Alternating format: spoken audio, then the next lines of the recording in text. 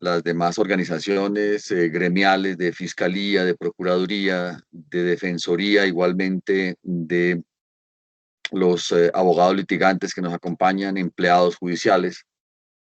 Hoy iniciamos con uno de los temas transversales para todos los abogados que eh, somos jueces o pretendemos serlo, jueces y magistrados. Pretendemos serlo en el futuro con el nuevo concurso. ¿Por qué? Porque el tema del Código General del Proceso es un conocimiento que es especial para el tema del derecho procesal civil, pero igualmente es general para todos los demás, porque de ahí hay aspectos muy puntuales que se toman tanto para el procedimiento penal como el procedimiento administrativo, cuando así sea necesario, el procedimiento laboral. Entonces, muy seguramente dentro del marco de lo que es el examen, vamos a tener relación directa con preguntas, muy seguramente, de Código General del Proceso. Y esto me lo van a recordar quienes presentaron el concurso anterior a este. En el concurso anterior a este, varios de los amigos que presentaron el examen recuerdan que uno de los temas puntuales que se trabajó en las preguntas, en las especialidades, fue mucho de Código General del Proceso.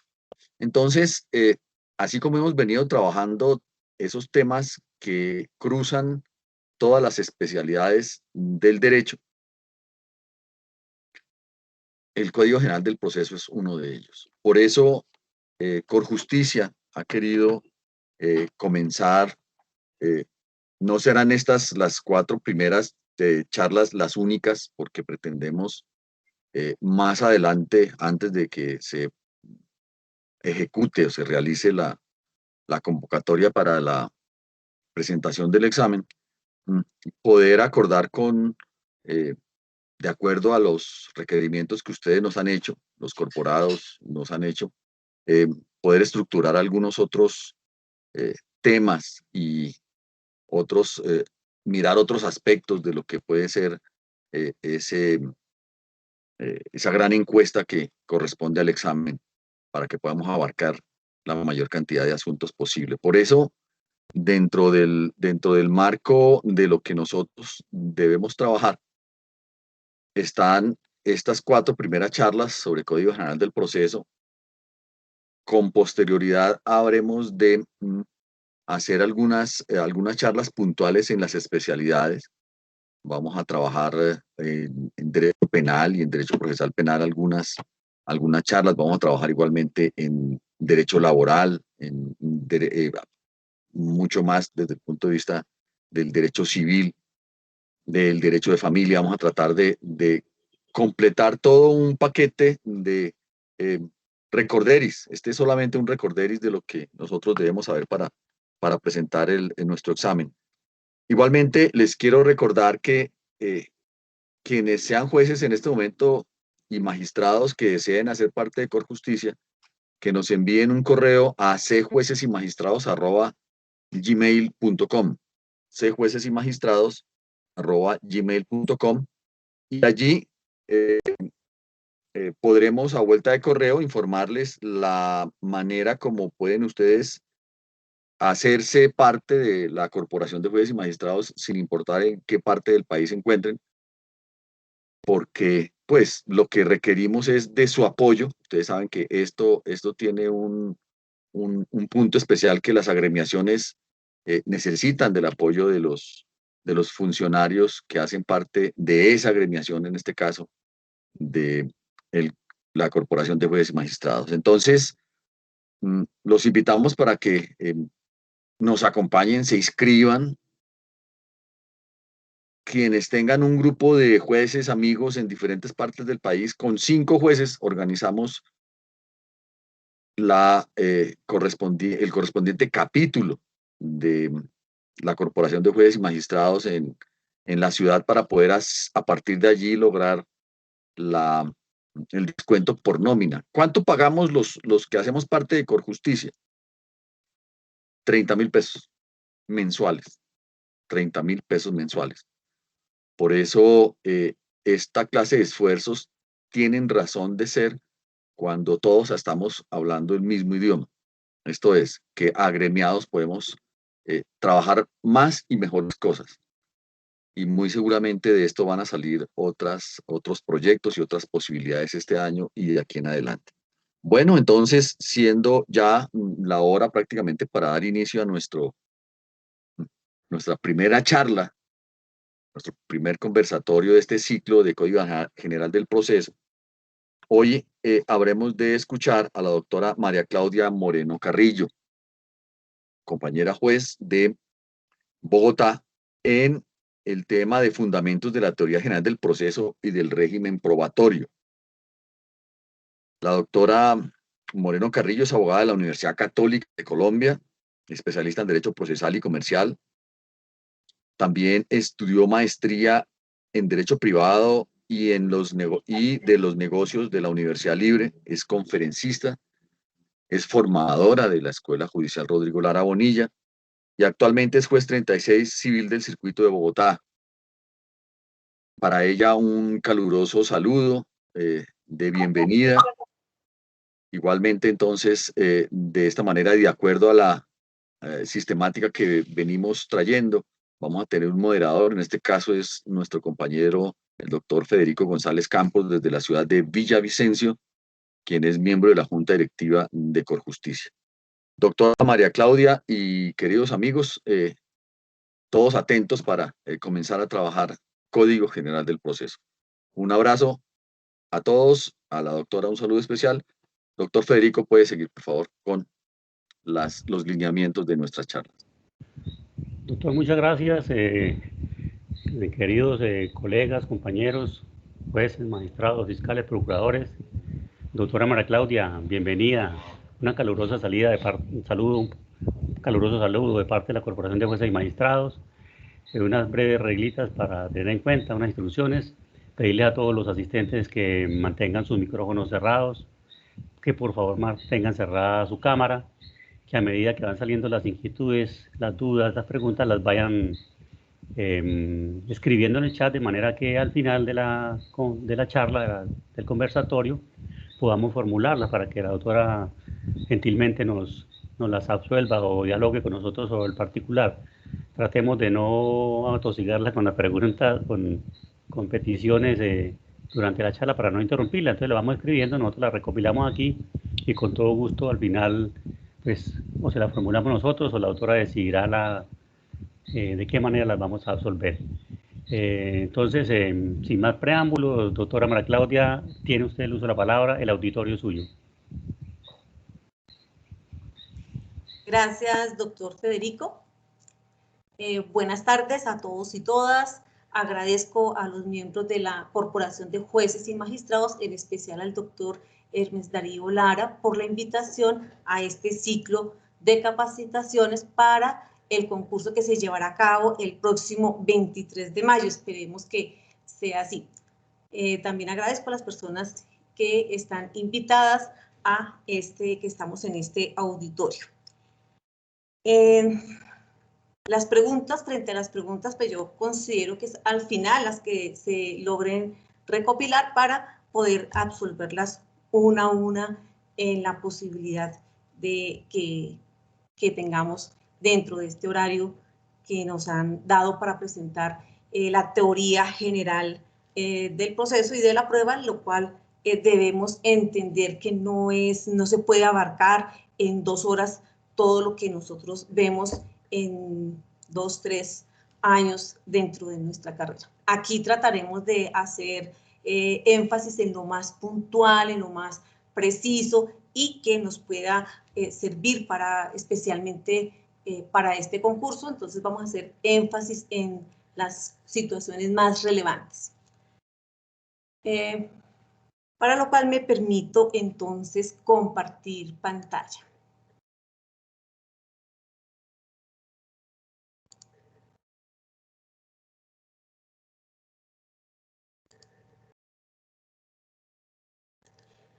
¿Listo? Entonces, tenemos que, sea lo primero, entonces recordar, tal como lo dijo, ya como lo anunció el doctor Hermes, es el objeto de este código era inicialmente irradiar a todas las materias que comprendían ser general, pero está aplicable de manera exclusiva para, o especialmente, principalmente para la materia civil, comercial, de familia, y todas las demás que puedan servirse de lo que es el código general del proceso. También debemos tener en cuenta que todo lo que está dentro del código general irradia también especialmente a las entidades o autoridades administrativas que a quienes se les dio funciones jurisdiccionales de una manera muy especial. Este es esencialmente el objeto de este código. Dentro de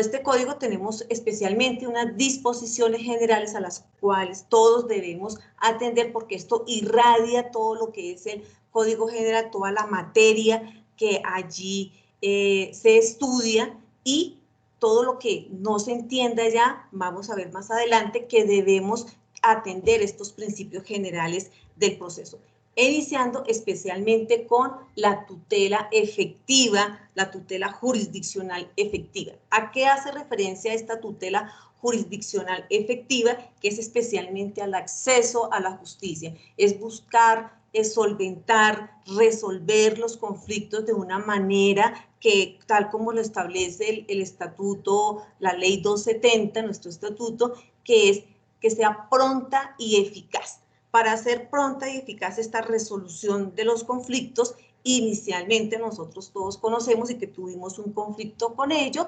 se impuso un tiempo razonable para resolver estos conflictos, tiempo razonable que iba de la mano acompañado con la carga razonable que debíamos absolver todos los jueces.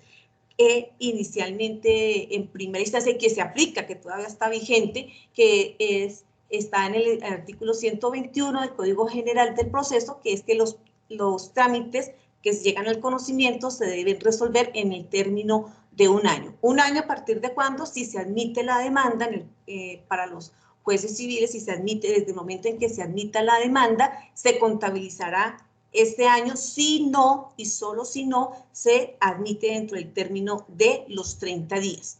Si se hace dentro de este término, tenemos una gracia que es a partir de que se notifique el demandado. Esto en primera instancia. En segunda instancia, es a partir de que llegue al conocimiento del magistrado, serán 6 meses. Este tiempo se prorrogaría, se prorroga por una sola vez por el término de 6 meses. Sin embargo, como todos conocemos, a tiempo llegó lo que es la decisión de la Corte Constitucional, que es la T-341 de 2018, que indicó que esta norma, si bien implicaba un mandato legal, también debía tenerse en cuenta que lo que se busca, y haciendo un énfasis en esta tutela jurisdiccional efectiva, es garantizar el acceso oportuno a la administración de justicia. En consecuencia, indicó que esta nulidad de pleno derecho que se reclamaba en este artículo solo se podía decretar a petición de las partes, en el cual indicaran que debía perder, que ya venció ese año y debía perder la competencia y pasar este trámite al juez siguiente. Frente a este principio de la tutela efectiva, como ya lo indicamos, se trasladaron algunas competencias a la jurisdicción administrativa. ¿Cuáles son esas competencias que se trasladaron a la jurisdicción, a la parte administrativa, a las autoridades administrativas con funciones jurisdiccionales? Fueron 5. Primero, fue la Dirección Nacional de Derechos de Autor, que todo está en el artículo 24, especialmente para conocer temas que son de derechos de autor y los conexos. En segundo lugar, a la Superintendencia Financiera, especialmente toda la problemática que es con el derecho del consumidor financiero. A la Superintendencia de Industria y Comercio, que tiene 2 está dividido en dos partes, que es uno, los derechos del consumidor, y los otros son los conflictos de competencia desleal. Al Instituto Colombiano Agrario, que es precisamente para resolver todas estas problemáticas, para obtener variedad de plantas, toda la problemática con este tema. Y por último, la Superintendencia de Sociedades, que son los conflictos que tienen las sociedades, el levantamiento de este velo corporativo, que es la desestimación de la personalidad, y también la impugnación de actas que se realizan, impugnación de actos de las decisiones de la asamblea. Como vemos, debemos entender y empezar a distinguir primero qué es la jurisdicción y la competencia. Como todos sabemos, la jurisdicción es ese poder del Estado de administrar justicia en todo nuestro territorio nacional. Que esa administración de justicia está dividida en unos factores de competencia, que es lo que nosotros conocemos, y que estos factores de competencia, entonces, tenemos unos especiales como son la competencia funcional, la competencia subjetiva en razón de la calidad de la persona, la competencia territorial, que es el fuero territorial, la competencia por conexidad y la competencia funcional. ¿Por qué traigo a colación esta parte?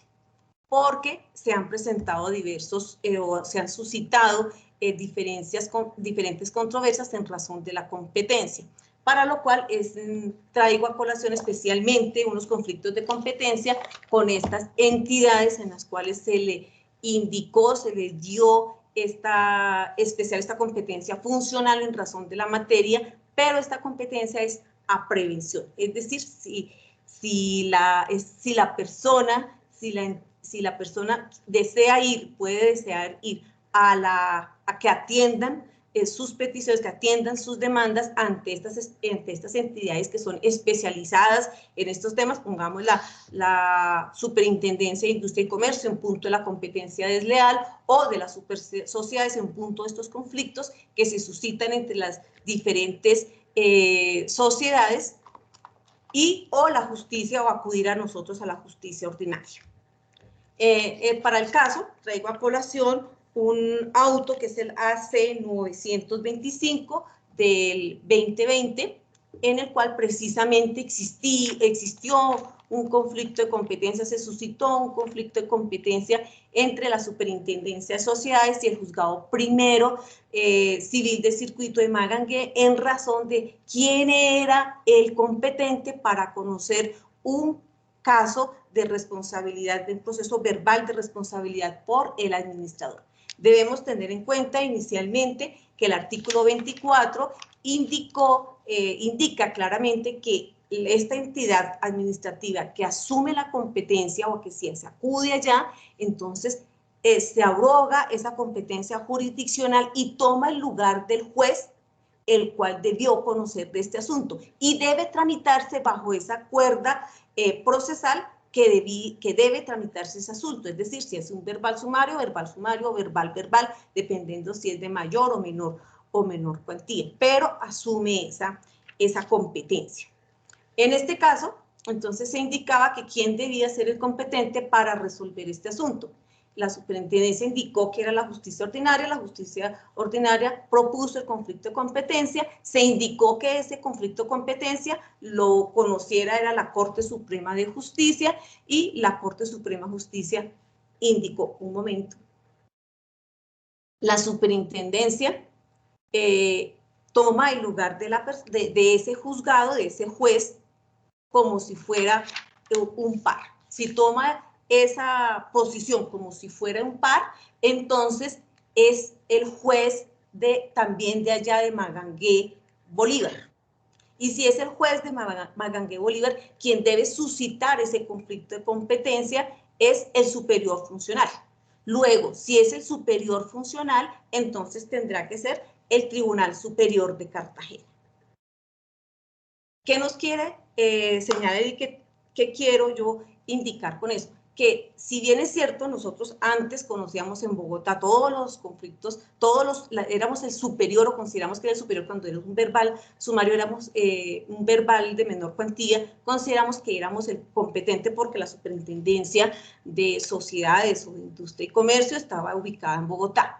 Con esto quiere decir que no, señor, toma ese juez, entonces si se conoció la superintendencia que tiene la jurisdicción en todo el territorio nacional, porque ellos no tienen esa de jueces en distintas localidades, sino es uno para todos, están todos ubicados en Bogotá, entonces debemos entender que quien conoce y quien es el superior de sus decisiones serán los distintos tribunales que están en el país. Es algo que debemos empezar a entender porque estábamos saturados, y al igual que el tribunal estaba saturado, conociendo todo, porque aquí estaba ubicado aquí en Bogotá. Entonces ahora no, es allá y toma ese lugar porque ese es quien sustituye a un juez como si fuera par en ese punto.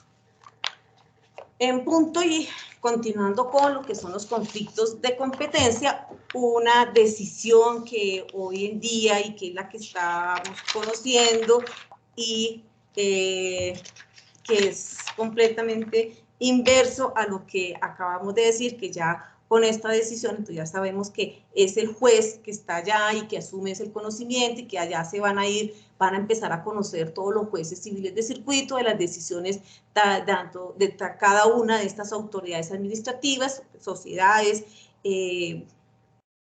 Superintendencia de Industria y Comercio, de Derecho del Consumidor, ahora va a estar distribuido equitativamente en el país. Contrario a ello, hay una decisión, ese de otro aspecto, en otra índole, pero que ahorita está muy en auge, es precisamente cuando la competencia de las entidades públicas, ya sean descentralizadas, y es un conflicto de competencia que se ha suscitado y que se ha tenido que estudiar, que estudió y que decidió, si viene de antaño, se está dando ahorita mucha aplicación, es cuando en los procesos de servidumbre y en los procesos de expropiación que conocen las entidades territoriales, que conocen las entidades administrativas, que tienen su sede especialmente aquí en Bogotá.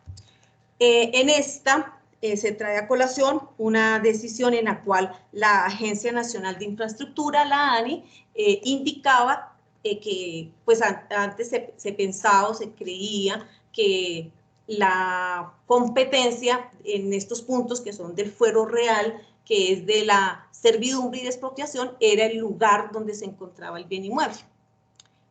Se suscitó un conflicto de competencia indicando no, porque el fuero no es por el fuero real, competencia territorial, sino es la competencia es por el fuero subjetivo, en razón de que estas entidades, la sede principal es la ciudad de Bogotá. En una de ellas, la Agencia Nacional de Infraestructura dijo no, yo deseo que el juez competente sea el del fuero real donde se encuentra el predio. Se suscitó el conflicto de competencia, la Corte Suprema de Justicia, pues así porque es de dos zonas diferentes, de dos distritos diferentes. Allí entonces se dijo, la Corte Suprema de Justicia recordó que existen unas competencias que no se puede, que las normas procesales son de obligatorio cumplimiento y no se pueden renunciar. Y que cuando existe, hay una prelación de competencia de conformidad con lo establecido en el artículo 29 del Código General del Proceso, y que esa prelación de competencia es necesario respetarla. Que en este caso se estaba suscitando un conflicto de competencia, ¿qué prevalecía? Si la competencia, el fuero territorial o el fuero subjetivo. Indicó que de conformidad con el artículo 29, en punto de la prelación de competencia en estos eventos, prevalece es el fuero subjetivo.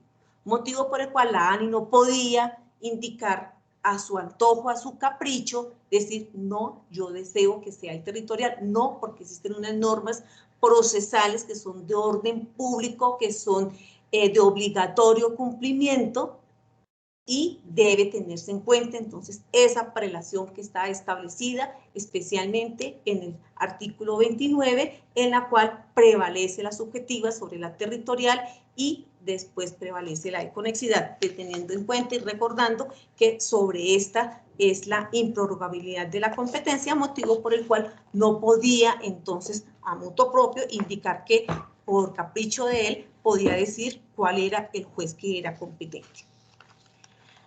Recordando conceptos que son importantes para resolver estos casos. Y todo va en principio especialmente de esa prelación y de la importancia que tienen estas normas procesales. Continuando ya con otro de las disposiciones generales que son muy importantes, es la efectividad de la ley. Esta efectividad de la ley va de mano y va de mano con lo establecido en el artículo 200, en que es el reconocimiento que se le da especialmente a la doctrina y que estamos obligados a respetar lo establecido en la norma constitucional, al igual que en pro de todos los principios constitucionales. Y esta efectividad de la ley está precisamente ligada a que hoy en día no podemos los jueces indicar de que existe una laguna o que existen vacíos en la ley, toda vez que estos vacíos se llenan con las disposiciones generales del proceso, y si no está allí debemos siempre acudir a toda la normatividad que está en los principios constitucionales, de tal modo que esto es un respeto a la ética y a la economía procesal y especialmente a los principios constitucionales. Como otro principio importante es la oralidad. Esta oralidad está contemplada desde nuestro estatuto, que es la ley 270. Esta oralidad se le dio una real, se resaltó su importancia con la 1395 y hoy en día con nuestro Código General del Proceso, y así ha sido paulatina, iniciando con, ya estaba ante la especialidad penal y la especialidad laboral. Somos casi que los últimos en la especialidad civil en ingresar a esta oralidad, que es la cercanía que tiene el juez para con los apoderados y para con las partes. ¿Por qué es tan importante y por qué es tan relevante esta oralidad? Porque es para que las partes sepan quién es ese juez que lo está juzgando, y de igual manera los apoderados puedan presentar de una manera respetuosa sus peticiones y sean resueltas de una manera pronta y de una manera inmediata. Como otro principio, tenemos también y es muy importante, que es el más relevante y por el cual de pronto se hace un jalón de orejas a todos los jueces, es el principio es esta disposición de la igualdad, que antes se decía que era un saludo a la bandera y que hoy es muy efectiva. Esta igualdad de las partes, que antes que equidad es más justicia, esta justicia que se hace con las partes es precisamente a través de dos mecanismos, que es el principio del decreto de la prueba oficiosa, que es obligatoria, que es un poder deber, se ha indicado en reiteradas jurisprudencias por parte del juez, y la otra es la parte de la carga dinámica de la prueba, que se da y que es muy importante especialmente en los eventos en que la persona está en un estado de indefensión, en que la persona que se da especialmente o se reclama de la persona que tiene en su poder la prueba para que la llegue, para que la aporte, o la persona que está en mejor posición porque participó en la recolección de esas pruebas. En estos eventos es que se aplica la carga de la prueba. Pero para el caso traigo a colación la sentencia T074 del 2018, que nos habla especialmente de este poder que se tiene de los jueces, teniendo en cuenta que en nuestro Código General del Proceso tiene una mixtura, tiene una dualidad en el punto de la recolección de las pruebas. Esta dualidad está en ese principio dispositivo y en ese principio inquisitivo que tiene el juez. Dispositivo porque las partes deben también poner de sí para llegar el convencimiento del juez y deben también ejercitar ese derecho de probar en pro del principio de la obligación que tienen ellos de probar, de la necesidad que tienen ellos de probar, pero también está ese poder de ver que tiene el juez, especialmente para ese esclarecimiento de los hechos. Que no es el juez una persona pasiva, sino que es una persona que debe conocer y que debe estudiar ese proceso para que cuando llegue el momento pueda tener la capacidad suficiente para hacer ese decreto de pruebas y tratar de buscar esa verdad. Que si observa esa necesidad que tiene esa persona, que esa imposibilidad, más bien no esa necesidad, sino la imposibilidad que tiene esa persona de llegar al debate probatorio, todos los medios suficientes, entonces con ese poder oficioso pueda acudir a este otro mecanismo que es la carga de la prueba y ordenarle a la persona que está en mejor posición llegar, ordenarle, disponerle que allegue la prueba. Para el caso, cabe recordar, y hay un lindero que me parece que es susceptible, y es que el juez debe hacer esto en aquellos casos en que los medios que obran en el expediente son insuficientes. Teniendo en cuenta también, y cabe resaltar, que no es tampoco hacerle la tarea al abogado. Tener en cuenta que no es cuando si el abogado está pasivo, parco, hay incuria de él que no hizo ningún esfuerzo por tener la prueba, hay que distinguir también esos delitos.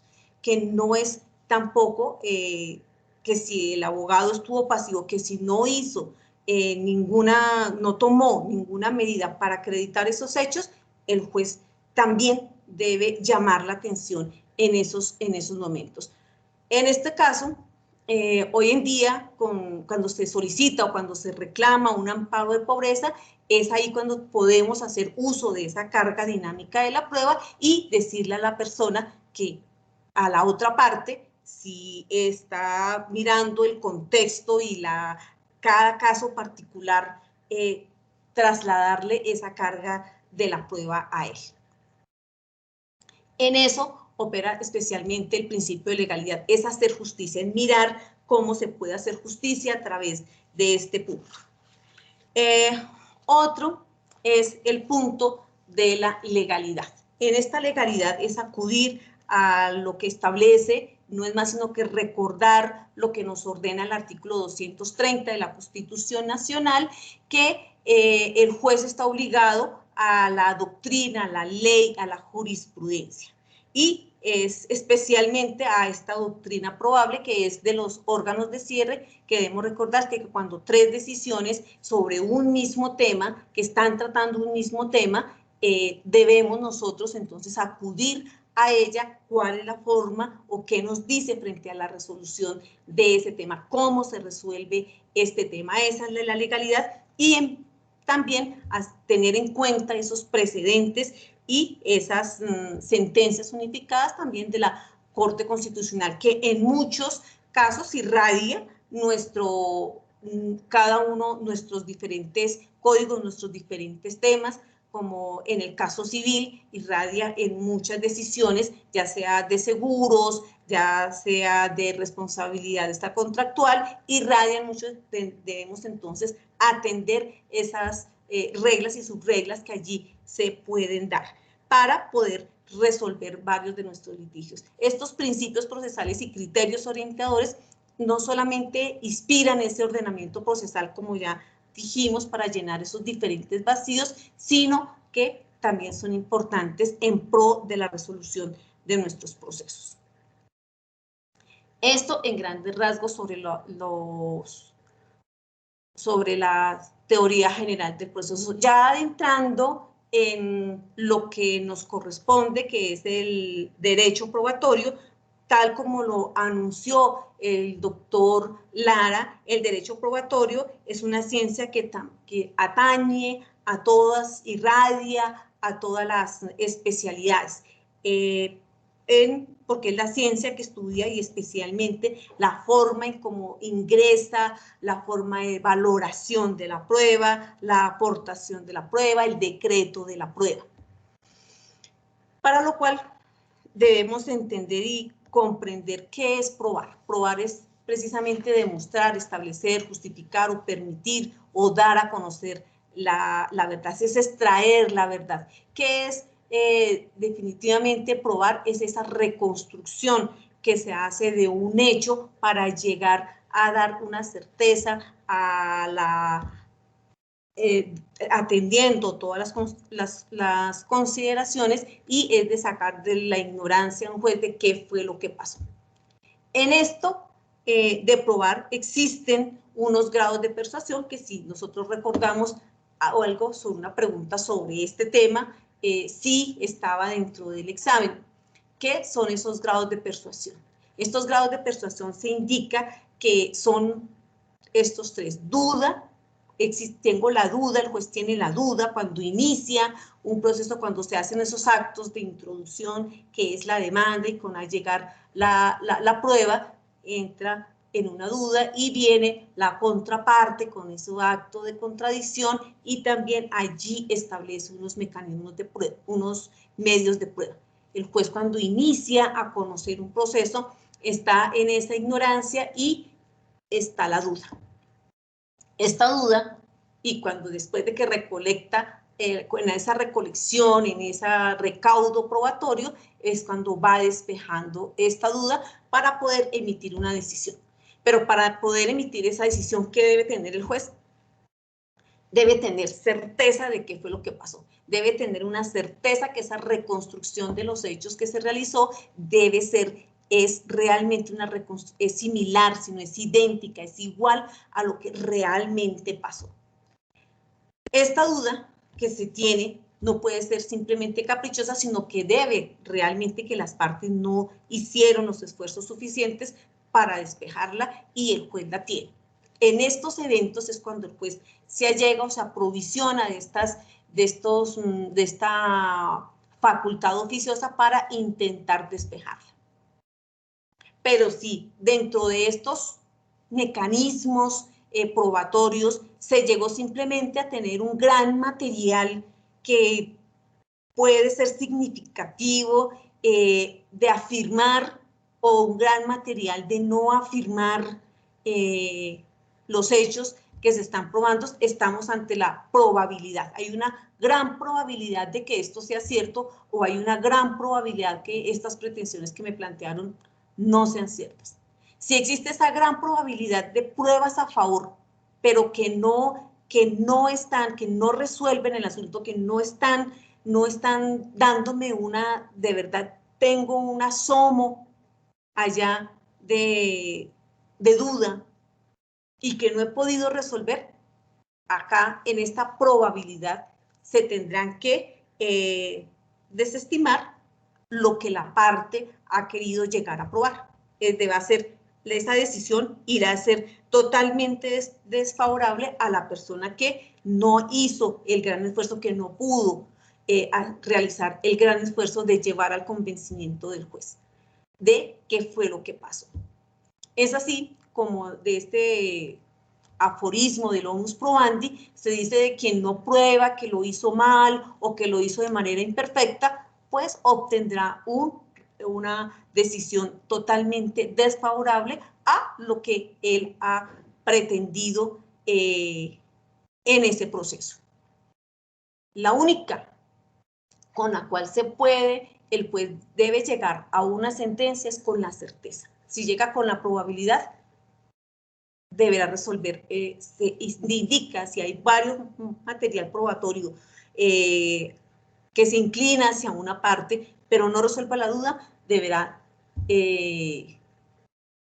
resolver desfavorable. Pero lo que se busca, lo que se pretende es que el juez tenga certeza en cuál es la decisión que va a tomar, que será que tenga esa certeza de cuál es la decisión. Eso es lo que se pretende con el proceso. Se debe llegar a esa certeza, no se debe llegar con duda, no se debe llegar con una mera probabilidad, sino que se debe tener certeza en lo que se va a resolver. Esa es el ideal, o eso es lo que se pretende, eso es lo que debemos tener en el 90, o si no es en el 100% de los casos, es la certeza con que voy a decir. Si no, podemos acudir a esta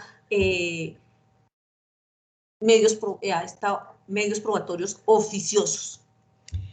Para llegar a la valoración, para llegar a estos grados de persuasión, siempre se ha dicho que cómo se valoran las pruebas. ¿Cómo se valoran? Se valoran a través de la valoración, debe ser a través de la sana crítica. ¿Qué es esa sana crítica que siempre se ha hablado? ¿Qué significa esa sana crítica? Esa sana crítica es resolver con objetividad, con una imparcialidad.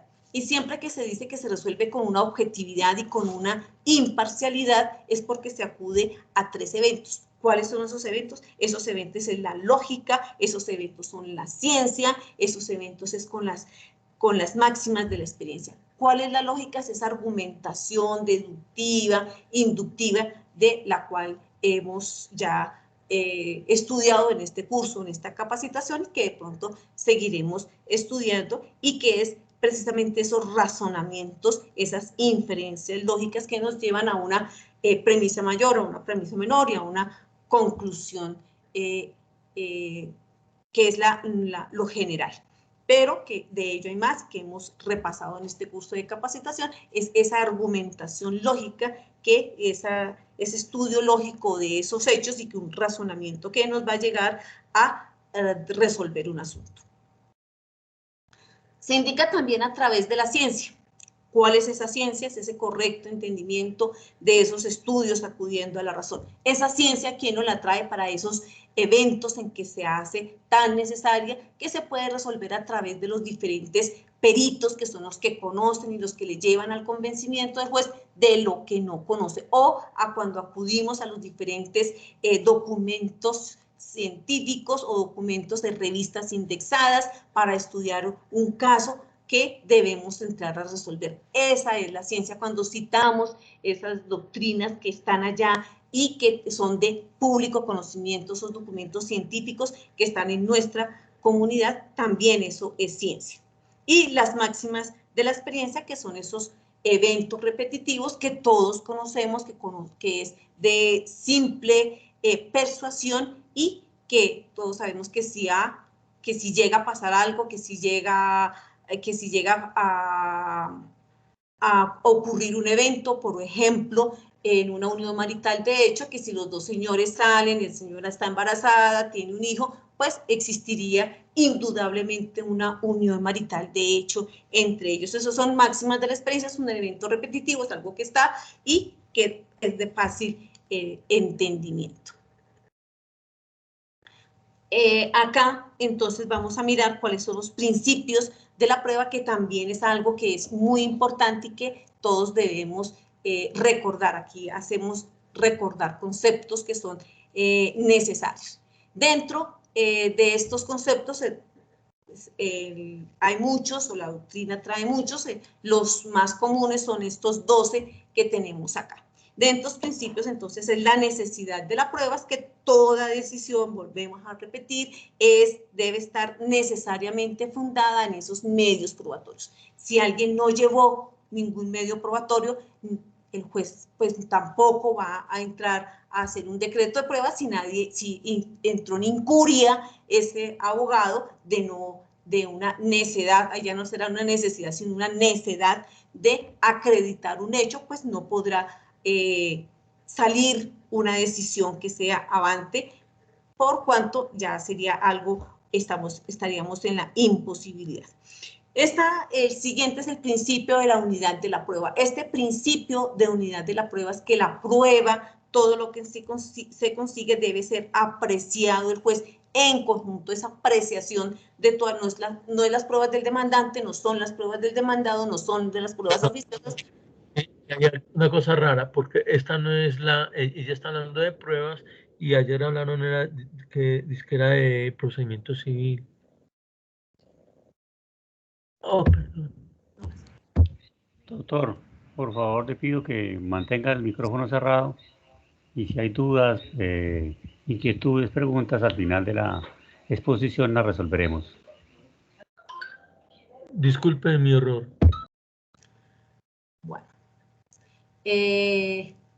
continuamos en este punto de la unidad de la prueba. No se pueden examinar por separado, sino que se deben mirar en conjunto. La comunidad de la prueba es precisamente porque estas pruebas que se traen con los actos de introducción y con los actos de contradicción y con las pruebas oficiosas son una sola y son para el proceso. Es allí donde nosotros entramos a decirte que si ya se practicó, si bien es cierto, alguna de las partes trae un testigo y puede desistir de ese testigo, bien lo puede hacer antes de que se haya recaudado esa prueba, de que se esté recaudando ese testimonio. Si ya se esté recaudando, ya no podrá, entonces, o si ya se recaudó, no podrá entonces entrar a desistir de ese testimonio, sino que por el contrario ya ingresa a esa comunidad y ya son pruebas del proceso, ya no son de las partes.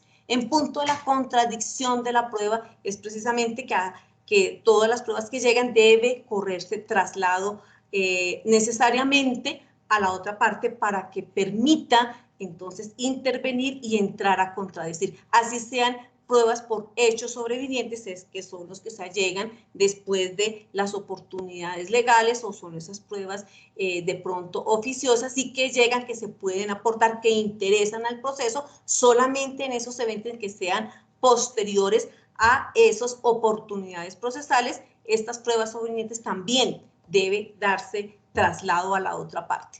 En punto a la formalidad y legitimidad es precisamente esa que deben ser allegadas legalmente, y esas formalidades, por más que sean pruebas extraprocesales y que sean recaudadas incluso por las dos partes, no podrán omitir ninguno de los requisitos, sino que deben ser recaudadas exactamente tal y con todas las formalidades establecidas en nuestro ordenamiento del Código General del Proceso.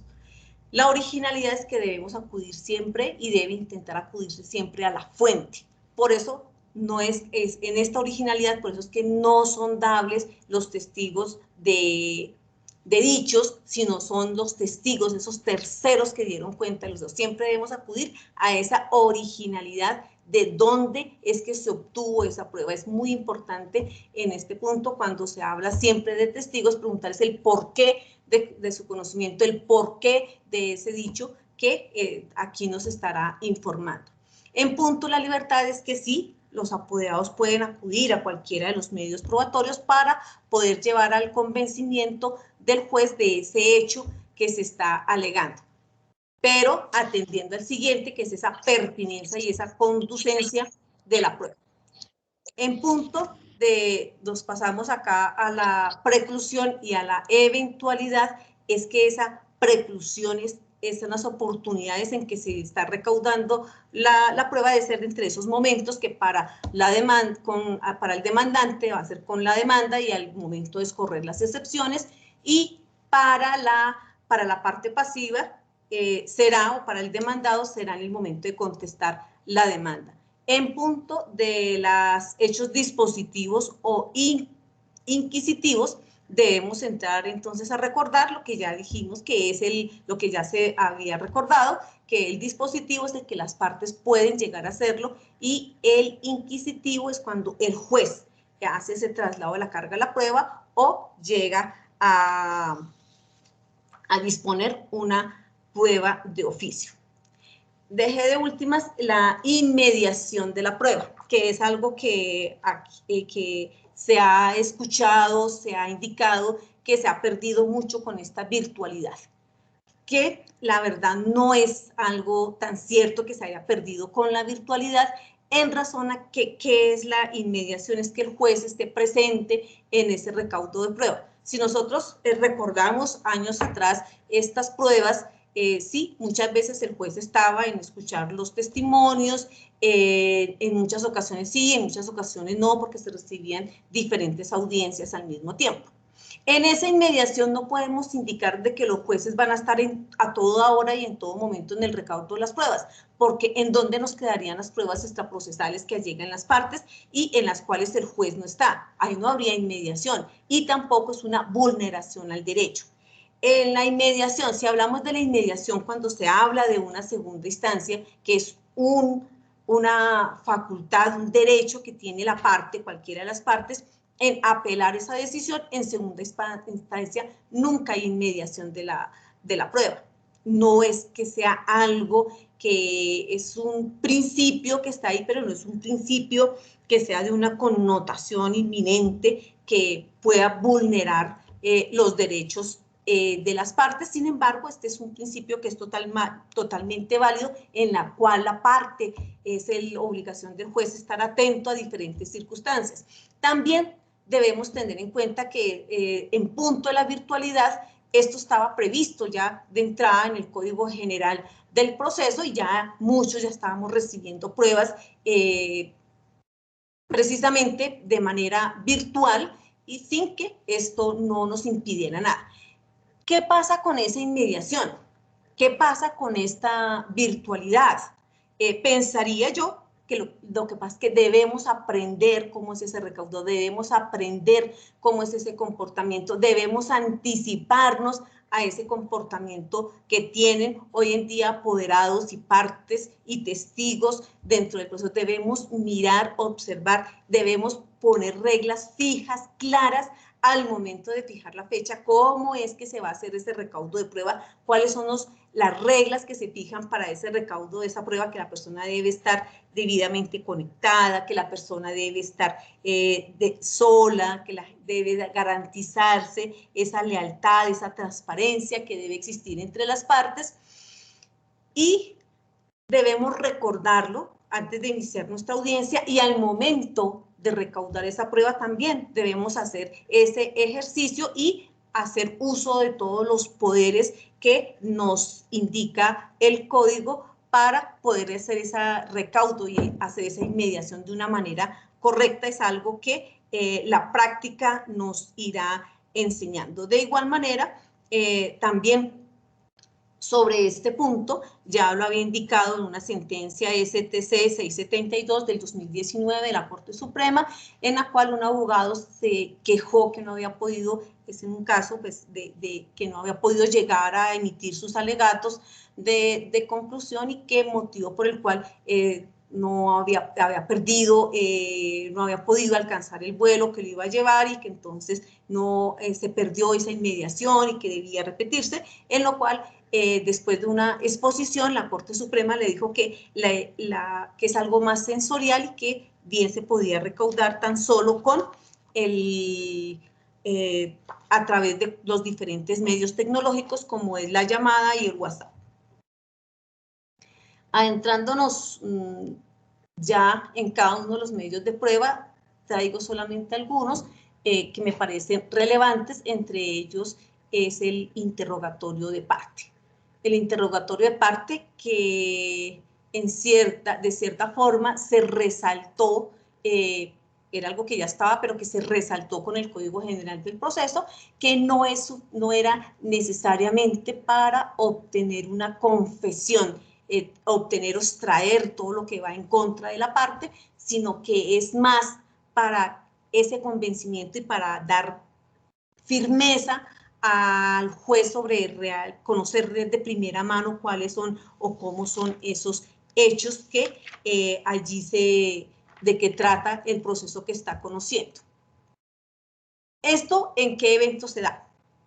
Este interrogatorio de parte, su recibo es en la audiencia inicial, en el artículo que está previsto en el artículo 372, en el cual indica que de oficio el juez deberá, es un deber del juez, recibir de manera exhaustiva ese interrogatorio y que podrá incluso en él decretar ese careo, que es una forma de interrogar a uno a uno.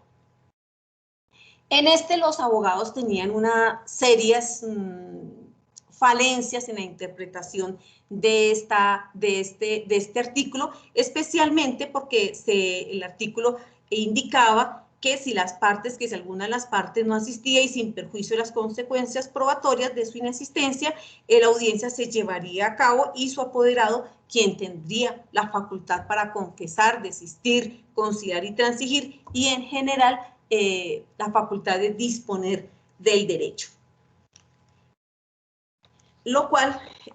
Para lo cual, dentro de ello, traigo a colación una sentencia que es la STC 8494 de 2019, donde se presentó una situación en la cual un abogado de una entidad indicó que esta entidad le había conferido un poder general a ese abogado de la entidad, y que a su turno ese abogado de la entidad le había dado poder a él.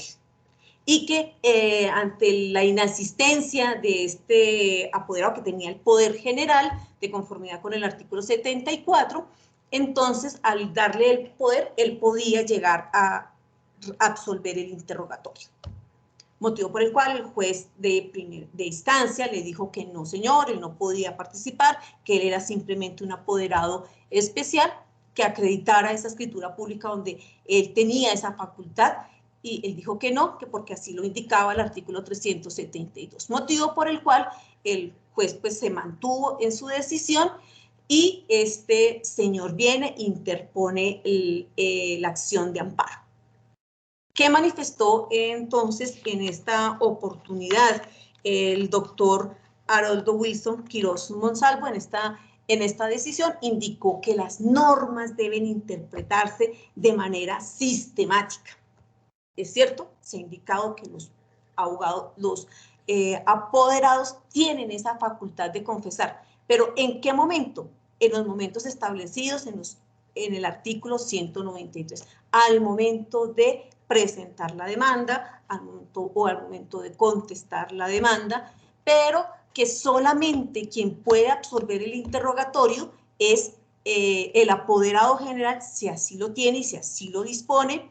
El apoderado general, que es el que tiene ese poder que se otorga a través de escritura pública, es el único que tiene, si es el abogado de una entidad, es el único que tiene la facultad de confesar.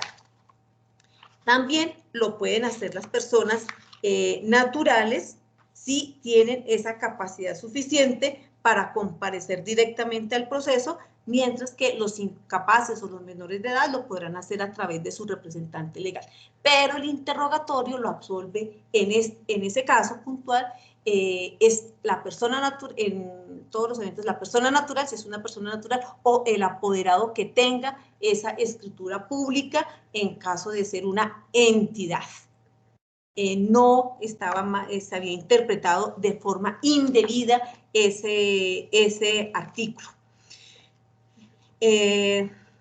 Acá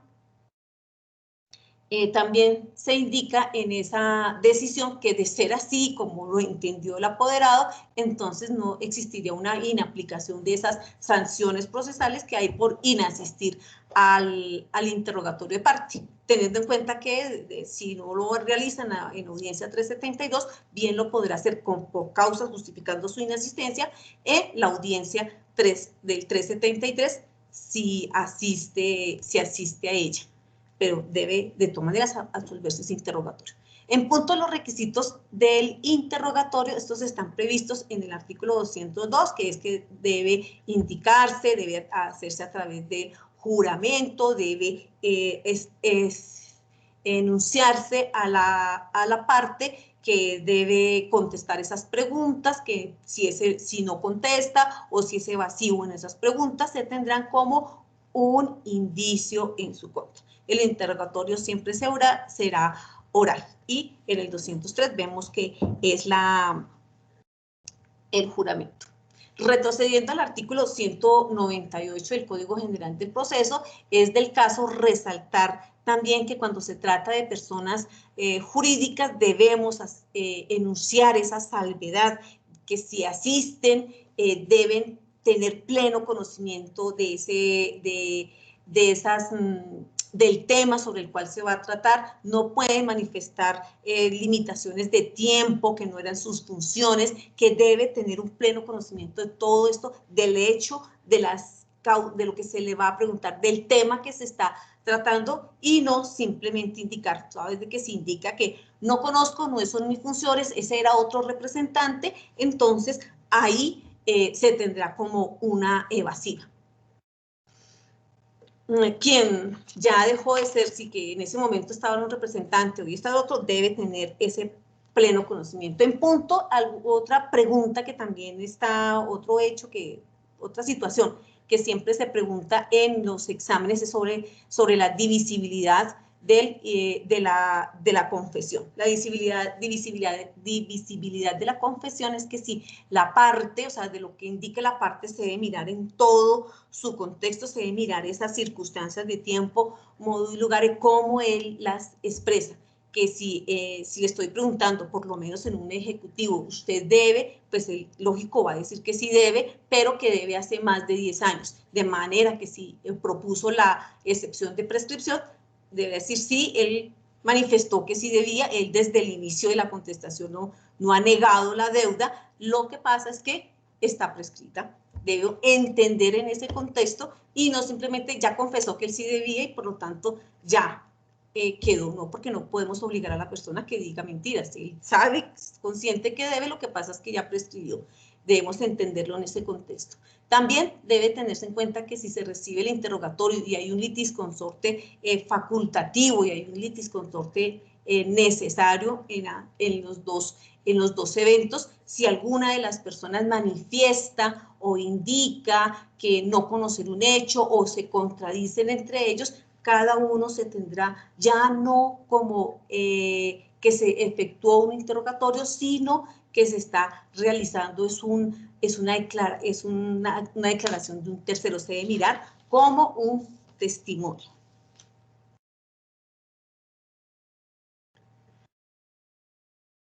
Ya llegando a estos testimonios, al testimonio debemos tener en cuenta que quién es el que hace una declaración de parte. Primero, no podemos olvidar que esto parte de la Constitución Nacional de conformidad con lo previsto en el artículo 95, que es una obligación de toda persona para con la administración de justicia, de colaborar con la administración de justicia y unido con el artículo 208, que es un deber de rendir una declaración. O sea, que primero está dentro de los deberes en nuestra Constitución Nacional y dentro que se repite o se recalca en el artículo 208, dentro de esos deberes de todas las personas colaborar con la administración de justicia. ¿Qué es la declaración de un tercero? Un tercero no puede ser cualquier persona. Un tercero es que esa persona que bajo la gravedad del juramento, de manera personal y de forma exclusiva, conoce los hechos, que los conoce de primera mano, que le puede dar al juez informar de manera cronológica y verídica qué fue lo que pasó. No puede ser testigo aquel de que escuchó, me contó, me dijeron, no. Por eso es importante resaltar y siempre indagarle por qué usted sabe, por qué le consta, por qué, para precisamente extraer esa originalidad de esa declaración. Para los terceros, la declaración de terceros es muy importante precisamente para garantizar que esa persona que conoce transmita ese conocimiento al juez. Existen dos artículos que me parecen muy importantes, como son el artículo 210 y 211. El 210, que es la inhabilidad para testimoniar, que establece, entre otras, porque pueden ser muchas causas, la inhabilidad, por lo menos que si esa persona se presenta en estado de embriaguez, en estado con alguna discapacidad, para rendir esa declaración. Y el siguiente es el artículo 212, que nos habla de la imparcialidad de este testigo. Esta imparcialidad es acá donde se indica o indica el Código General del Proceso, que son esas personas que por razón de parentesco, que por razón de parentesco, por razón de sumisión, no, se tachan y que no puedan ser, que se indica que son imparciales en esa declaración y el juez puede decidir escucharlos o impedir que se escuchen. En este punto, en el artículo 211, indico y considero, no está en ninguna parte, pero considero yo que cuando se establece que son otras situaciones personales u otras causas, indico yo que estando en esta virtualidad, si estoy recibiendo un testimonio y escucho murmullos, escucho que le están indicando, veo que hay mucha gente a su alrededor, se podría, o considero yo que suspendo ese testimonio porque no me le brinda especialmente esa imparcialidad para poderlo recibir y tendré que fijar una nueva fecha. Es ahí donde yo indico que se debe manifestar desde la fijación de la fecha las condiciones en que debe estar ese testigo e indicar antes de la audiencia cómo, si están en esas condiciones para poder recibir esa declaración y durante la diligencia verificar que por favor me enseñen alrededor cómo están para saber si es dable recibir ese testimonio. Si no me ofrece, como juez no me ofrece las garantías necesarias, o los apoderados no les ofrece las garantías necesarias para recibir ese testimonio, en uso de estas otras causas se podría indicar, no, porque no son exclusivas las que están anotadas, son simplemente un mero ejemplo y son muchas causas las que pueden dar lugar a que no se vea esa imparcialidad para recibir ese testimonio, o que si indica la contraparte que sí están dadas la situación del contexto para recibir ese testimonio y se observa que no, entonces entrar a indicarle que no es dable esa imparcialidad para escuchar a esa persona en declaración. En punto del artículo 212, que es la petición y limitación, que se habla de dos situaciones que son los requisitos que son necesarios para la petición de la prueba, y también se habla de la limitación de los testimonios. Es algo que en muchas ocasiones no se le da la importancia o no se le da la relevancia a esta situación, que después de la fijación de litigio, después de ese planteamiento de ese problema jurídico, cuando se dice cuáles son los hechos, porque la fijación de litigio es la comparación de la demanda, la contestación de la demanda y ese interrogatorio de parte que se acabó de recibir, indicar cuáles son los hechos que ya son ciertos, entonces ahí se limitaría la prueba, y un testimonio que me hable de un hecho que ya se dijo desde la fijación de litigio que se encuentra probado, pues será un testimonio que vendría a convertirse en un testimonio inútil porque ya las partes lo dieron por sentado. También en esta petición de la prueba, cuando el código nos indica que se debe decir el nombre, la identificación, el objeto de la prueba, no es un mero capricho, sino que cuando se individualiza esa persona, se facilita el derecho de contradicción de la otra parte para saber de quién es que voy a recibir, quién es el que va a participar en esa audiencia, quién es el que va a declarar, y la contraparte irá preparando su defensa. En eso radica especialmente los requisitos, que si viene Juan Pérez, no me lo puede cambiar por Alicia Rayo, porque vendrían a ser dos personas y se entraría en una falta de ese principio de lealtad que debe existir entre las partes. Esta es considero que es lo más relevante en punto la declaración de terceros. Ya en lo que atañe al dictamen pericial, que es una prueba que es muy importante, toda vez que es precisamente para esa verificación de esos hechos que se requieren de conocimientos especiales, científicos, técnicos, artísticos, de los cuales no tiene conocimiento el juzgador, debemos hacer un énfasis en verificar todos y cada uno de estos requisitos que me establece el artículo 226, que es en la procedencia. Son diversos, son varios puntos, empezando por la identificación de quién es la identificación, la idoneidad de quién es este perito que me va a rendir esta experiencia, y va de la mano, considero yo, de esta prueba que se dice que es la prueba Nobel, que es la prueba en la cual se emite un juicio, y se emiten estos juicios a través de precisamente dictámenes que son casi científicos. Para mí, lo principal de este dictamen, y que debe estar con una antelación y que debe reposar con esa antelación dentro del proceso, enfatizo más en los numerales 8º y 9º de los requisitos del dictamen pericial, que hacen referencia es especial al método que utiliza este perito y que debe exponerlo tal como lo establece ese artículo, de una manera sencilla, clara, que el juez pueda entender, comprender qué es lo que se quiere decir y qué es lo que me quiere manifestar en ese dictamen pericial. De igual manera, la norma establece que me debe indicar cuáles son esas publicaciones que están relacionadas con la materia. No es algo, no es un capricho del juez, no es para precisamente, porque no es el dictamen pericial el que le va a decir si ganó o perdió el proceso, es precisamente es el juez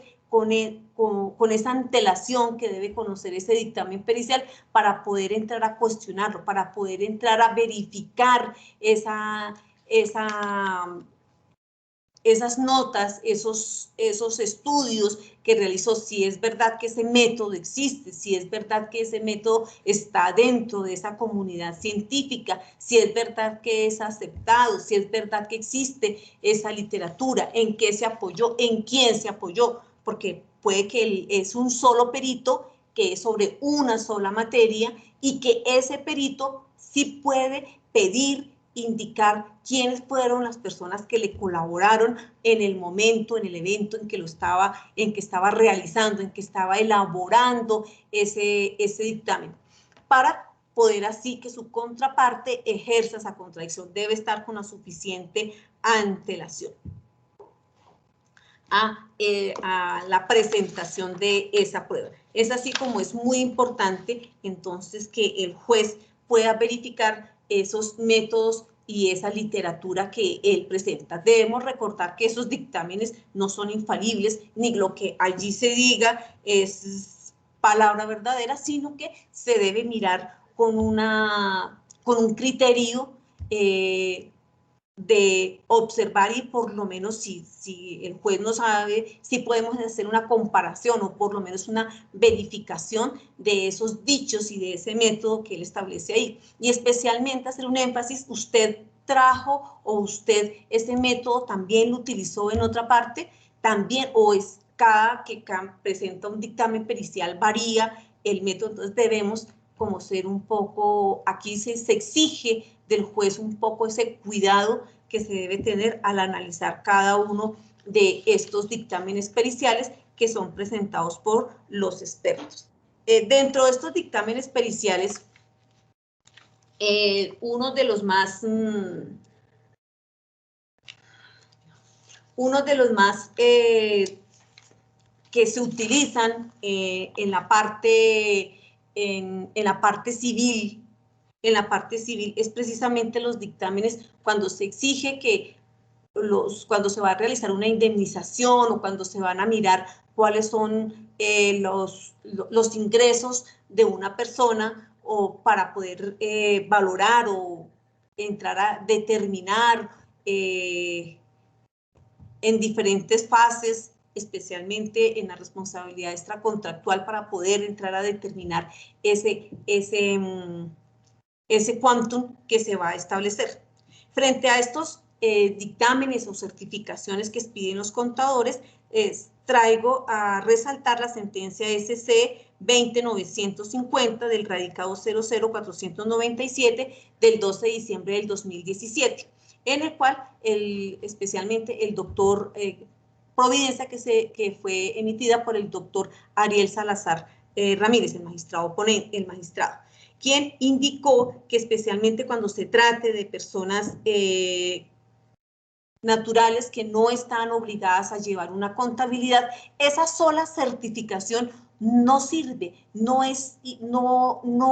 hace fe de los ingresos de la persona, teniendo en cuenta que los contadores, cuando firman estas certificaciones, se indica que están facultados para dar fe pública de esos hechos que son propios de su profesión como contadores. Sin embargo, él advierte que la sola certificación no sirve, que esa certificación debe estar acompañada y debe allí detallarse, indicarse de dónde salieron cada una de esas sumas que él manifiesta que son los ingresos que tiene esa persona.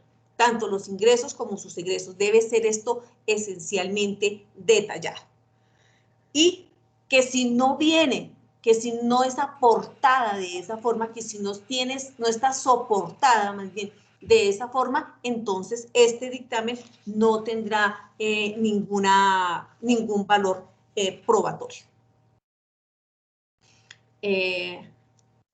Esto frente al dictamen pericial. Ya en punto de la siguiente prueba que es común y que es la más común entre nosotros, que es la prueba documental. Frente a la prueba documental, si bien el artículo 243 nos habla de las diferentes pruebas que existen y que se puedan, a qué se le puede llamar o qué se le puede denominar como prueba documental, lo principal y lo que se extrae acá es cómo debemos observar o cómo debemos verificar esta prueba documental. Esta prueba documental debe reunir ciertos requisitos muy especiales, como son la legitimidad, la autenticidad, la integridad, la veracidad y que este documento sea oponible. ¿Qué significa ideal? Valga recordar qué significa cada uno de estos elementos. La legitimidad es que se indique especialmente de dónde o mirar o examinar de dónde es ese documento, cuál es su creación, de dónde fue o cómo fue aportado, cómo fue ese hallazgo de ese documento para poder arrimarlo a nuestro expediente.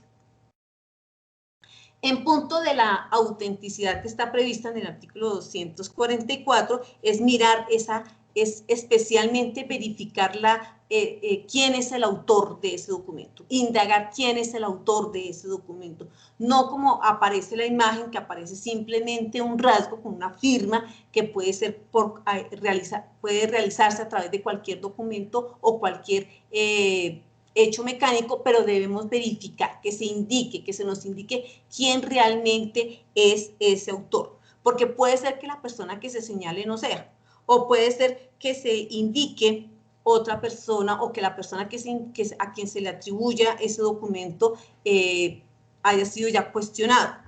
Para mirar también esa integridad de ese documento, que no vaya a estar adulterado, que no vaya a estar mutilado, de pronto la integridad de ese documento. En punto de la veracidad, que es lo que se va a mirar o que es lo que se va a recaudar, debemos mirar que lo que se indique en ese documento corresponda a los hechos que son materia y que se indague sobre los hechos que ocurrieron en ese documento, que constan en este documento, indagar si son realidad, si concuerdan con esa realidad que quieren entrar a demostrar. Y por último, que ese documento realmente sea oponible ante terceros, porque si es un hecho que se realizó en un momento en privado, pues no va a ser, solamente será entre las partes que lo suscribieron o que participaron de ese hecho, pero no puede ser oponible a otras partes, como de pronto puede ser el querer dentro de nuestro estudio o el debate probatorio que se va a realizar. Aquí debemos, si vemos cómo se aporta ese documento, también podemos observar o debemos estudiar cómo se puede reclamar o tachar contra este documento, que son 3 situaciones, especialmente a través de la tacha y qué se realiza en esta tacha de este documento. Aquí lo que se cuestiona es precisamente esa autenticidad o esa integridad. Solamente se pueden cuestionar estos 2 requisitos que debe contener este documento. La autenticidad, porque se indica o yo puedo indicar de que yo no soy el autor o que no es ese el autor de ese documento. Y la integridad, porque este documento pudo ser o se reclama la adulteración que se realizó a este documento, que este documento es alterado. Entonces, únicamente en materia civil se puede tachar esos 2 elementos que son importantes de nuestro documento, que es la autenticidad y la integridad. Otra de las formas de cuestionar no el documento en el cual me atañen o me achacan que yo lo construí, sino el documento que está aportado y que es de un tercero. Se puede indicar que se está desconociendo ese documento. El desconocimiento de ese documento, entonces, cuando se trata de un documento de un tercero. De igual manera, de un documento de un tercero se puede solicitar que se realice el cotejo de esas firmas, del documento que se aportó, que se realice para precisamente verificar la autenticidad del mismo. En estos puntos es que se puede cuestionar un documento. La aportación pues debe ser en el momento, de igual manera, en los momentos procesales oportunos, en la demanda o en la contestación de la demanda, si es la parte contraria o al momento de las excepciones. En punto de las copias, que está prevista en el artículo 246, en la cual en una decisión de la doctora Margarita Cabello Blanco, una sentencia STC 17804 del 2017, simplemente se manifestó que sí, tal como lo establece el artículo 246, las copias simples pueden proveer de plena eficacia dentro de demostrativa o del hecho probatorio que se quiere acreditar. Sin embargo, cabe resaltar lo que al respecto en una decisión que el auto AC 54444, el doctor Haroldo Quirós Monsalvo indicó que cuando se aportan las copias, de todas maneras, a pesar de nuestro expediente virtual, es válido todavía que cuando se indica que consideraría que sería bueno que exigir que las personas indiquen si tienen el original o si solamente mantienen las copias. Porque en punto de las copias, el doctor Haroldo indicó que deben ocurrir 2 situaciones, que se debe exigir o se exigen dos situaciones. Que las partes es una obligación y como ya hablábamos, que dentro del acervo probatorio lo que se promulga es que sean originales, el original de ese documento. Y que si no se tiene ese original de ese documento deben ocurrir 2 situaciones. Primero, justificar por qué no se aporta o por qué no se allega ese original. Y segundo, que si solo se puede arrimar esa copia, se debe indicar en dónde se encuentra ese original si lo supiere. Es decir, que para aportar las copias no es meramente aportar las copias, sino que se debe tener en cuenta estos 2 requisitos que sí nos los advierte o los dice el artículo 246.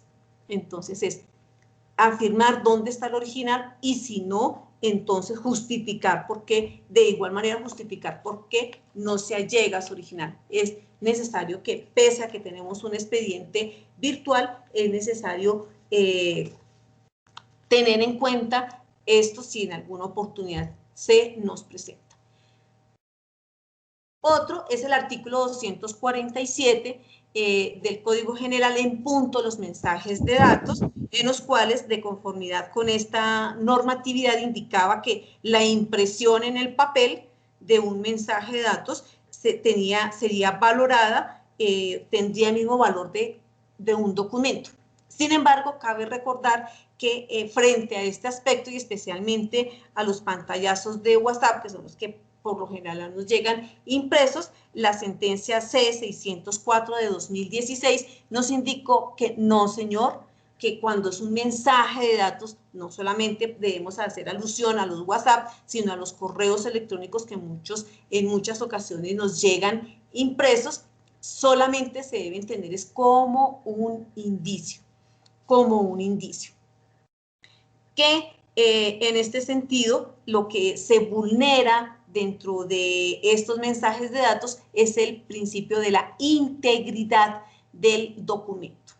Acá lo que se vulnera es la integridad del documento y que para que un mensaje de datos se pueda conseguir y pueda preservar esa integridad es solamente acudiendo a los servicios de un laboratorio de informática forense certificado donde estos profesionales pueden extraer esa información en ese original como si fuera el original y para así poder darle la total validez como si que sean aportados en ese mismo formato y puedan tener esa validez. Aquí lo que se vulnera entonces es ese principio de la integridad. Por último, sí, en punto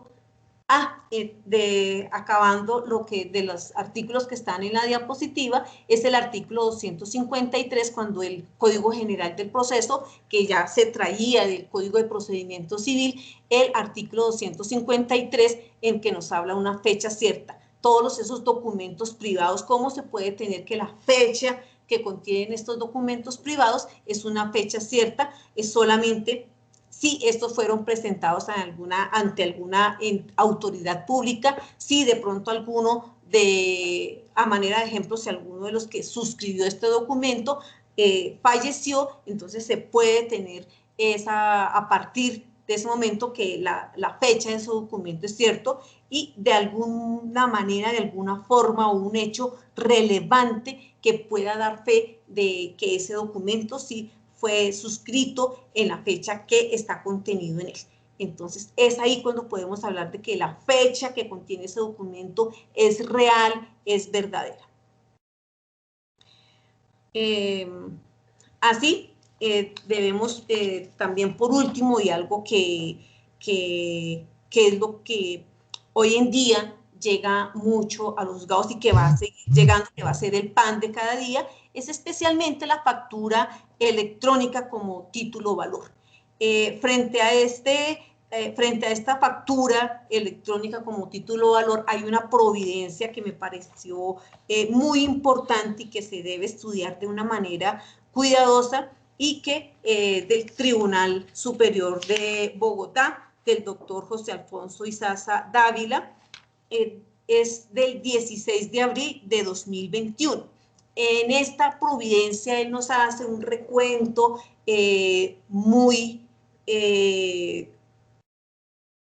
un estudio de la factura, cómo fue, de una parte, cómo fue los cambios que ha tenido esta factura para finalmente llegar y tener en cuenta que no se puede, en este que se criticaba aquí, que se criticaba que el juez estaba solicitando que se allegara la impresión, el original, el documento de la factura.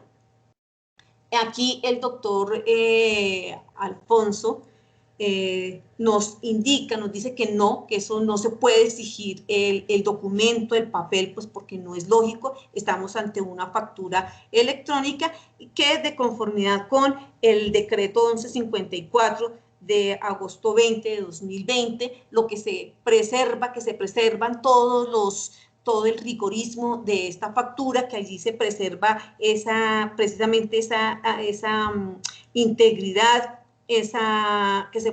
la autenticidad y la disponibilidad del documento. Que debemos también tener en cuenta, y es algo que se tiene en cuenta, es que para acreditar cuál es el título valor que se tiene allá, el documento de cobro, que es que se llama el título de cobro, que es el nombre que se tiene, ese título de cobro es precisamente ese que es expedido por la RADIAN, en el cual se observa toda esa trazabilidad, esa confiabilidad de ese documento. De igual, lo único como accesorio que se debe solicitar es a los usuarios es ese registro que se tiene toda vez de que ellos deben registrarse para poder expedir estas facturas electrónicas en esa normalización, pero que allí están contenidos todos esos documentos. De igual manera, los únicos requisitos que se piden es los previstos en el artículo 372, 772, 773 y 774. De igual manera, que allí se da paso a través de esta plataforma y de la confiabilidad del emisor y del receptor de esa factura, que es algo que es más confiable, que es más auténtico, que se sabe que llegó, y también desde allí se pueden establecer esos 3 días para que se indique si de manera expresa o tácita se ha aceptado, se ha rechazado esa factura. Esa es una decisión que, en mi concepto, es muy buena y se debe tener en cuenta.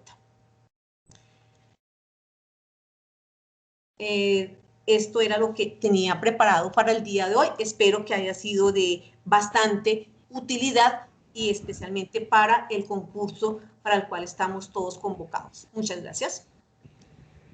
Doctora María Claudia, muchas gracias.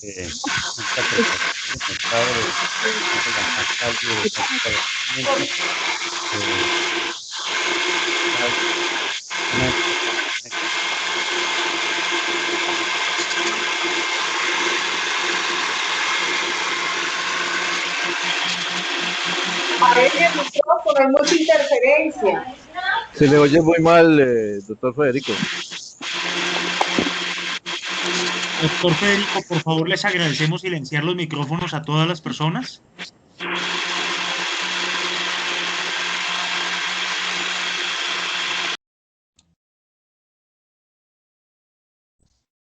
Ya, en este momento se han silenciado todos los micrófonos. Permítame, habilito el del doctor Federico. Les agradecemos, por favor, tener paciencia previo a retirarse de la conferencia, toda vez que vamos a realizar unos anuncios para las próximas sesiones. Doctor Federico, tiene usted el micrófono habilitado. Bueno, muchas gracias, doctor Anderson. Doctora María Claudia, le decía que le agradezco en nombre de la corporación la gentileza que ha tenido usted para colaborar con toda la comunidad judicial y académica con esta importante charla que nos ha dado usted, donde nos enriquece con todas esas conocimientos y habilidades de la práctica diaria. Vamos a entrar a la etapa de las preguntas. La doctora María Claudia me dirá, pues porque no hay preguntas extendidas por escrito, entonces la doctora María Claudia me dirá si los hacemos de tipo abierto y alguien levanta la mano al que quiera participar. Sí, doctor. No sé, no hay preguntas en el chat.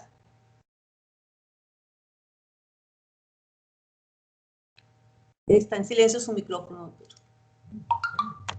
¿Alguna pregunta para la expositora? Levantan la mano, abren la cámara.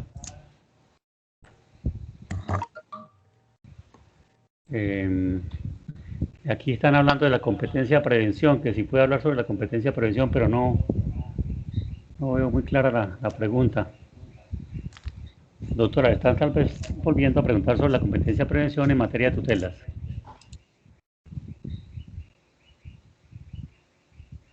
Doctora María Claudia, ¿me escucha? En materia de tutelas entiendo que es esa prevención. Sí, la competencia a prevención, pues ya en materia de tutelas es muy distinta a la competencia que se tiene pues en materia procesal. Sin embargo, esta no está... Se indicaba anteriormente que cualquier juez puede conocer de una tutela. Sin embargo, esto no es muy aceptado al interior de los tribunales y siempre se rechaza o se decreta la nulidad, debemos recordar que desde antaño, especialmente cuando inició el reglamento de tutelas, se estableció el reparto de tutelas, que es simplemente una normatividad de reparto de tutelas. Se indica o es aceptado por la Corte Constitucional que cualquier juez es competente del conocimiento de una tutela. Sin embargo, y se había indicado que se debía reglamentar este reparto de tutelas, toda vez de que no era bien visto al interior de la Corte Constitucional. Pero los tribunales no lo han aceptado y se decreta siempre la nulidad. Sin embargo, desde el decreto de tutela se ha dicho que todos los jueces son competentes. Entonces, bien podría conocer de este fallo de tutelas, pero los tribunales no lo han aceptado, por lo tanto, esta competencia a prevención tal como está prevista en el decreto de tutelas no es práctica, no ha sido práctica. No se le ha dado esa practicidad que se debe tener. Doctora, preguntan también si pudiera repetir el dato de la jurisprudencia o las sentencias que tratan sobre la factura electrónica. Sí, claro. No me acuerdo en qué estado está, del Tribunal Superior de Bogotá. Es un recurso de apelación del 16 de abril de 2021. Está dentro del expediente 11-001-3103-012 2019-00720-1. Creo que está dentro de los estados 64, si mal no recuerdo. Es una sentencia que sí recomendaría o recomiendo a todos para leerla, porque considero que este tema de las facturas electrónicas, no solo para el ejercicio de nuestra profesión es importante tenerlo, sino consideraría que es algo muy puntual que se irá a preguntar en el examen. Es una decisión muy buena.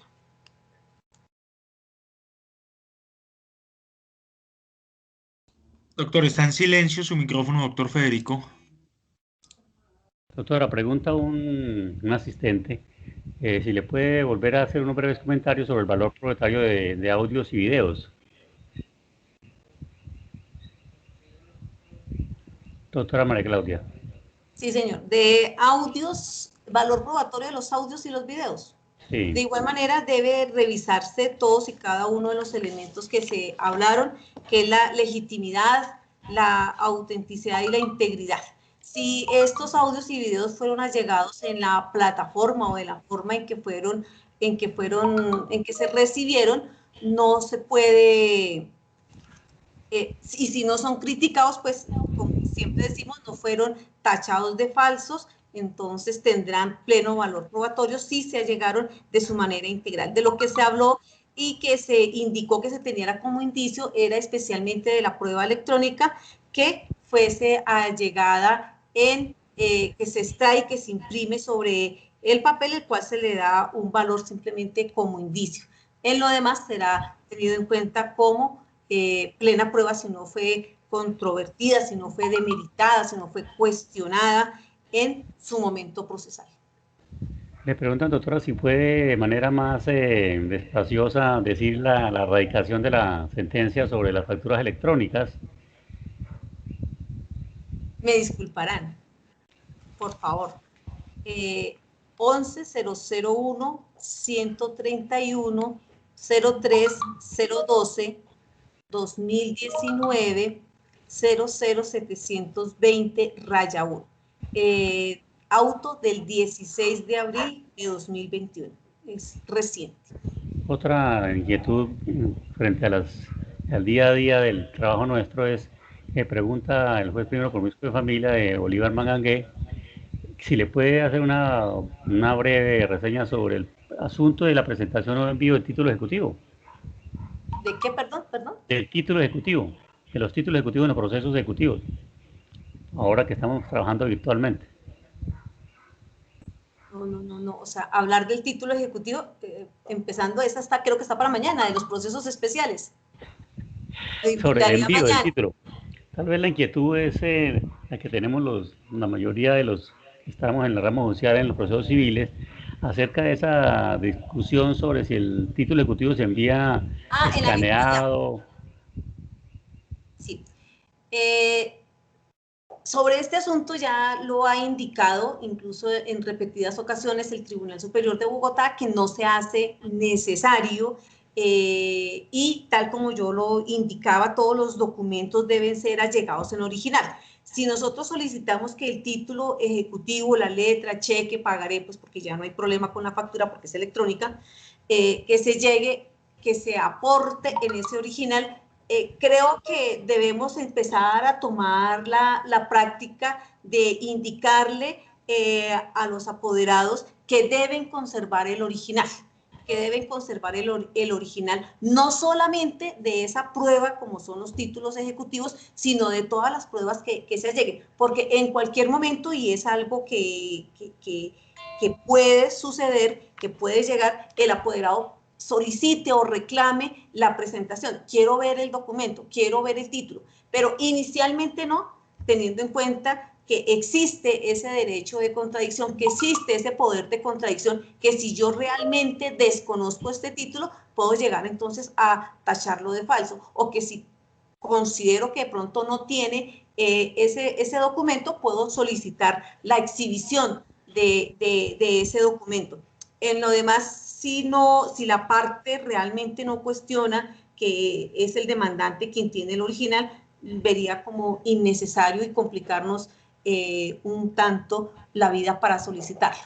Pero como se indicó desde el comienzo, todos los documentos o todas las pruebas se deben tomar en esa originalidad que se deben aportar. Yo diría, o por lo menos en algunas de las providencias, se manifiesta, ya es algo que está ahí dentro del formato, se le recomienda a la persona que debe no solamente tener el original al momento de la presentación de la demanda, sino que deben mantenerlo, cuidarlo y está bajo su custodia, que antes estaba en nuestra custodia de todos los jueces, conservar los títulos, no solamente los títulos, valores, sino todos los documentos que se arriman al proceso. Hoy en día esa carga se le traslada al apoderado, que es el que debe mantenerlos en su custodia.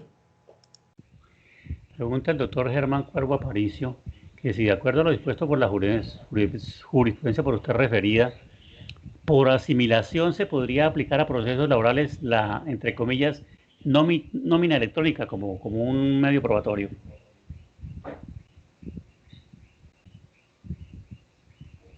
Yo consideraría que sí, claro, vendría a ser algo muy similar en la factura electrónica a la nómina electrónica, que creo que ya después de mitad de año va a empezar a tener vigencia.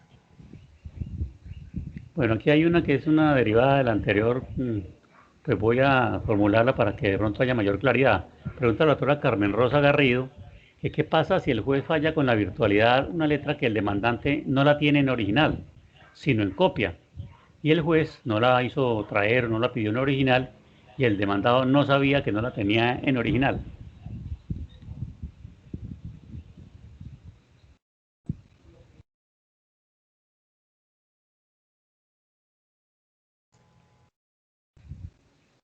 Si el demandado no sabía que no la tenía en original, estaríamos ahí, estaría en curso en un delito que sería un fraude. Si el doctor Federico me ayuda, se me olvidó. ¿Procesal? Fraude procesal, sí. E incluso en otro en el cual se lleva a incurrir al juez en una decisión. Un error. Un error, sí. Sin embargo, de todas maneras, valga si le puedo hacer ahí un borrador mío, en el sentido de que recuerden que los demandados tienen precisamente la virtud de poder tachar el documento, y si no tachan el documento o no lo atacan es porque no les mereció reproche, y el juez sigue adelante con esa situación. Entonces, pues, ¿qué va después a pedir? O a pelear, pero mi doctora la dejo a usted. Bueno, creo que no tenemos más preguntas. Vamos a darle el uso de la palabra al doctor John Anderson, que hay una información que suministrar. Doctor John Anderson, José Anderson, perdón. Tiene los de la palabra. Doctor Federico, mil gracias. No obstante, doctor Hermes Darío. ¿Me Sí, escucha? gracias, doctor José Anderson. Solamente quiero culminar esta excelente oportunidad de refrescar memoria en muchos escenarios. Darle las gracias a la doctora María Claudia Moreno Carrillo. Ha sido muy gentil en compartir ese conocimiento, esas experiencias de lo que es el tema judicial en el aspecto puntual del Código General del Proceso y la teoría de la prueba. Y pues queremos reiterarles a los queridos amigos que nos escuchan que la Corporación de Jueces y Magistrados está a su disposición para que la integren, que puedan ustedes hacer parte de esta organización gremial, la única organización gremial de Colombia de jueces y magistrados que tiene representación internacional. El doctor José Anderson, con mucho gusto, nos va a mostrar la documentación que requerimos. Es muy sencillo. Quienes sean jueces, lo que pueden hacer es diligenciar los formatos que se les envíe de, primero, hacer parte de la corporación con un registro de afiliación y un registro de descuento, que, insisto, son 30.000 pesos mensuales que ustedes se dan cuenta en todo lo que nos permite trabajar ese pequeño aporte de cada uno de nosotros. Envíen sus correos o su solicitud de asignación de la documentación a cjuecesymagistrados@gmail.com. Ese es nuestro correo institucional para que puedan ustedes tener acceso a esa documentación. De tal manera que, pues, hombre, podamos robustecer esta organización gremial que nos permita seguirlos representando, no solamente en los asuntos eminentemente prácticos del quehacer de la rama judicial, sino desde el punto de vista funcional y todo lo que tiene que ver con la defensa de la integridad del Poder Judicial en Colombia, la independencia y la autonomía de los jueces colombianos, que es un baluarte de la democracia en Colombia. Doctor José Anderson, si tiene alguna otra nota que nos quiera referir.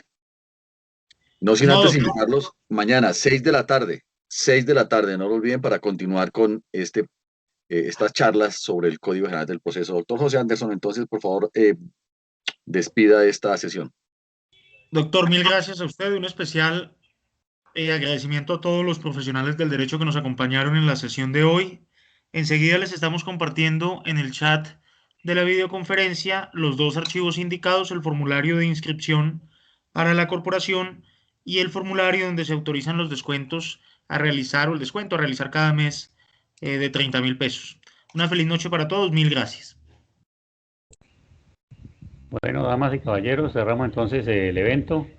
Gracias a todos los que participaron por aceptar la invitación. Nos vemos mañana aquí por este mismo canal y por el mismo link que se ha compartido. Que tengan una feliz noche.